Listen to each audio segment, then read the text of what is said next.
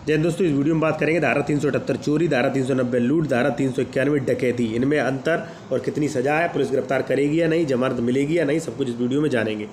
चलिए टॉपिक शुरू करते हैं। सबसे पहले बात करेंगे चोरी 378 में प्रावधान किया गया है।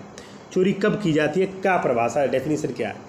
देखिए, किसी व्यक्ति के कब्जे में से उस व्यक्ति की सहमति के बिना पूछे उससे कोई चल संपत्ति, यानी कि ऐसी संपत्ति जिसे आप ले जा सकते हैं, जिसमें ज़मीन या मान लीजिए मकान नहीं है शामिल, ठीक है। और बेईमानी के आशय से, ध्यान रखें इसमें आशय क्या है, बेईमानी। ऐसा नहीं है आप कोई चीज़ उठा रहे हैं तो ये भी हो सकता है आप उसे देने के लिए उठा रहे हैं, या आप इसलिए उठा रहे हैं कि कहीं चोरी ना हो जाए इसलिए उठा रहे हैं।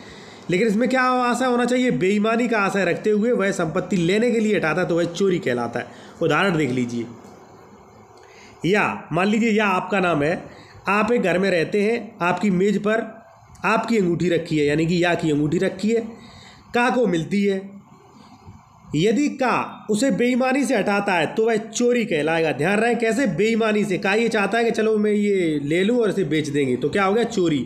हाँ, अगर का इसलिए उठाता है कि मैं इसकी अंगूठी रख लूँ, अभी ये आएगा तब मैं दे दूँगा, तो ये चोरी नहीं हुई। बेईमानी से हटाता है, ठीक है, यानी कि बचाने के लिए उठाता है तो समझ जाइए वह चोरी है। अब बात करेंगे चोरी में सज़ा कितनी है, तो देखिए चोरी में सज़ा है भाई 3 वर्ष की, ठीक है, और जुर्माना।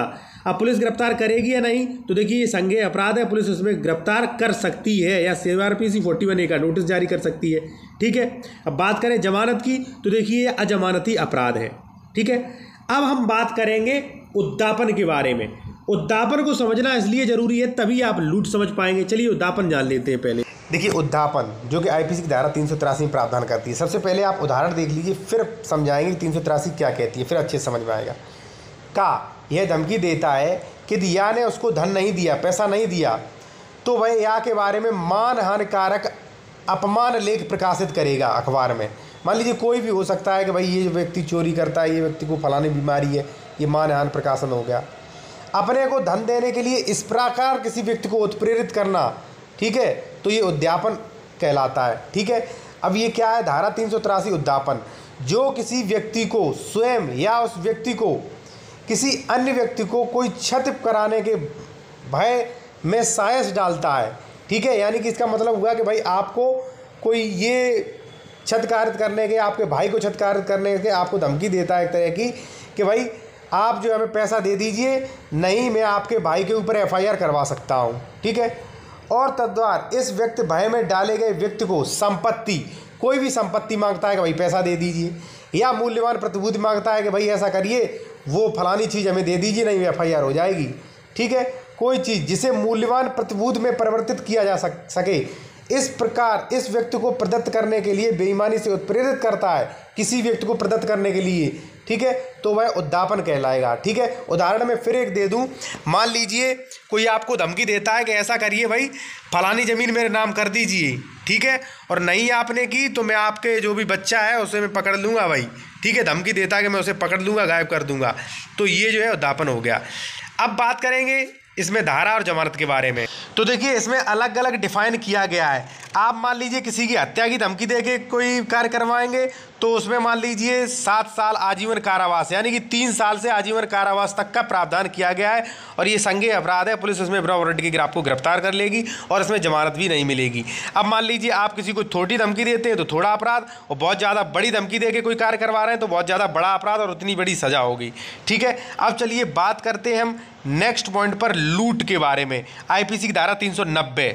देखिए दोस्तों, IPC की धारा 390 यानी कि लूट के बारे में प्रावधान करती है, और ये प्रावधान करती है प्रत्येक प्रकार की लूट में चोरी है या उद्यापन, दोनों चीज़ मिल जाए तो कह सकते हैं लूट, ठीक है। चोरी और उद्यापन ही होता है लूट में। क्या उदाहरण आप देख लीजिए, का जो है वो या को राजमार्ग पर मिलता है, एक पिस्तौल दिखाता है और या की थैली मांगता है, कहता है भाई पिस्तौल दिखा देता है, थैली मांगता है कि थैली दे, और एक ही धमकी देगा वरना गोली मार दूंगा।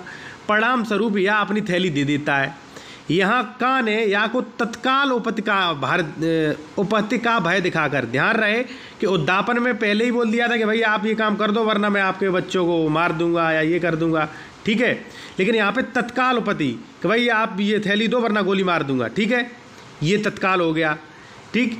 इसके बाद भय दिखाकर थैली उद्धापित की और उद्धापित करते समय उसकी तत्काल मौजूदगी थी। यहाँ पे होगा लूट, यानी कि लूट में क्या होता है, उसमें ये देखिए उद्धापन में क्या हुआ, वो फ़ोन से कहेगा या मान लीजिए कोई बात मैं आपके बच्चे को मार दूंगा, उसकी मौजूदगी भी नहीं है, ठीक है, और ना तत्काल समय है। लेकिन लूट में तत्काल, मान लीजिए लूट में आपको कोई चाकू दिखाता है कि तुरंत कि भाई ऐसा कर, अपनी जो है अपना पैसा हमें दे दे, अपनी घड़ी हमें दे दे, वरना तेरी हत्या कर दूंगा, ठीक। तो तत्काल हो गया, और जो आपको धमकी दे रहा है वो उपस्थिति में है, तो ये हो गया लूट, ठीक है।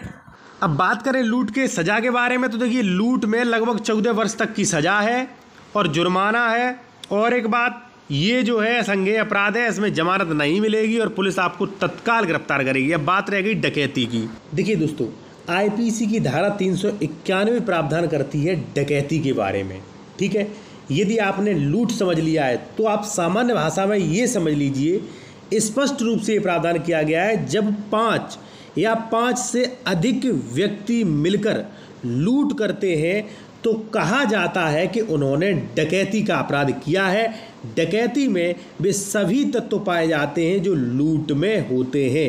अब देखिए डकैती कई प्रकार की होती है, ठीक है, जैसे मान लीजिए हत्या सहित डकैती, ठीक है, और मृत्यु या घोर उपद्रव कारित करने के प्रयत्न के साथ लूट या डकैती, तो उसी के साथ साथ दंड का प्रावधान भी अलग अलग है, ठीक है। कहीं 14 वर्ष के लिए दंड, कहूँ 10, या मान लीजिए आपने डकैती में किसी हत्या कर दी तो आजीवन कारावास या मृत्युदंड से भी दंडित किया जा सकेगा।